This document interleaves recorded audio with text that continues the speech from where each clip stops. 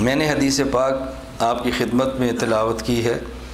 رسول اللہ صلی اللہ علیہ وسلم نے فرمایا المرء مع من احب، آدمی اسی کے ساتھ ہوگا کہ جس کے ساتھ دنیا میں محبت کرتا ہے۔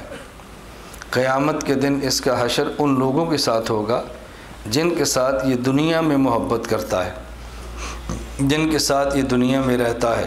محبت کرتا ہے تو بھی رہے گا، ویسے رہنے سے کیا بنتا ہے؟ اس کا حشر انہی کے ساتھ ہوگا۔ حدیث پاک میں ہے جب رسول اللہ صلی اللہ علیہ وسلم نے یہ بات فرمائی کہ المرء مع من احب، اس کا پس منظر کیا ہے؟ ایک صحابی نے پوچھا کہ یا رسول اللہ متی الساعۃ، اللہ کے نبی متی الساعۃ، قیامت کب آئے گی؟ آپ نے فرمایا کہ ما عادت للساعۃ، تو نے قیامت کی تیاری کیا کی ہے؟ آج بھی لوگ پوچھتے ہیں نا عیسیٰ علیہ السلام کب آئیں گے، حضرت مہدی کب آئیں گے، یہ دجال کا فتنہ کب ہوگا، چسکے لینے کے لیے پوچھتے ہیں۔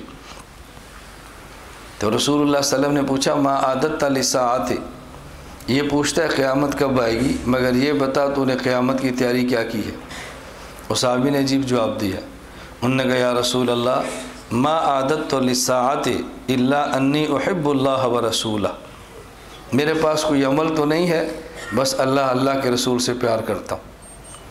تو حضور نے فرمایا المرء مع من احب، آدمی اسی کے ساتھ ہوگا جس کے ساتھ محبت کرتا ہے۔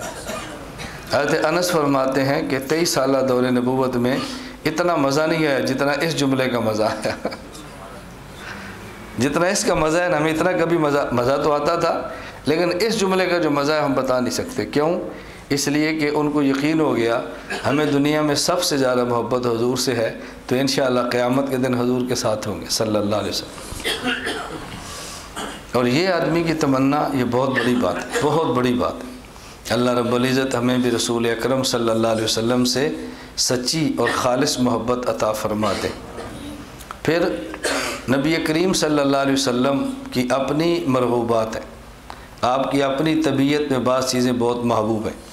بعض چیزیں انسان کو عقلاً محبوب ہوتی ہیں اور بعض طبعاً محبوب ہوتی ہیں، بعض چیزیں طبعاً محبوب ہوتی ہیں اور بعض عقلاً محبوب ہوتی ہیں۔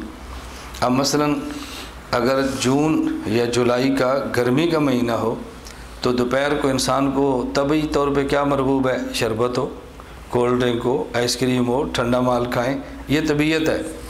لیکن روزہ اور یہ کھانا پینا مقابلے پر آ جائے تو طبیعت کہے گی کھا لو، عقل کہے گی نہیں روزہ رکھ لو۔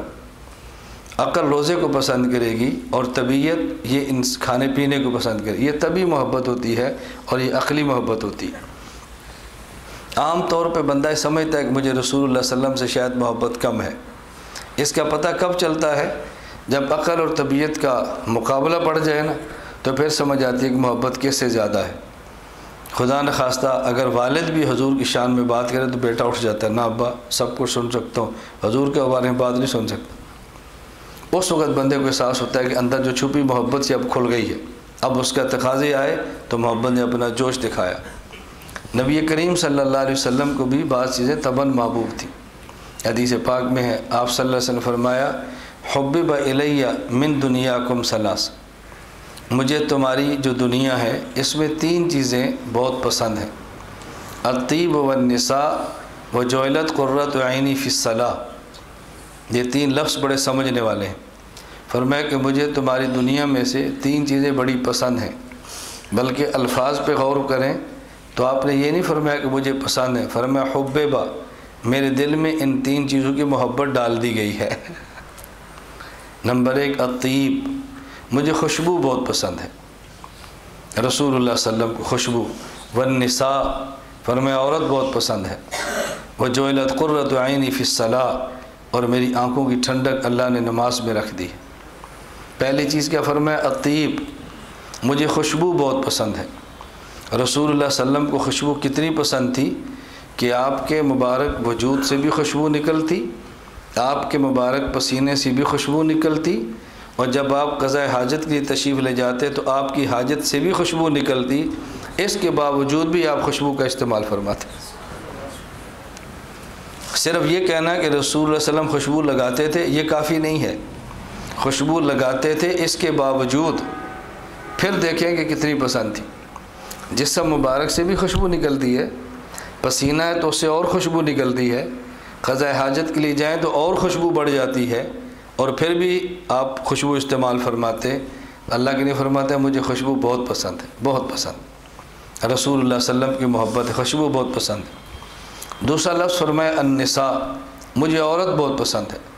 آج کے دور میں جب یہ جملہ کہو ہر آدمی کے کان کھڑے ہوتے ہیں۔ اللہ کے نبی نے کیسی بات فرما دی صلی اللہ علیہ وسلم؟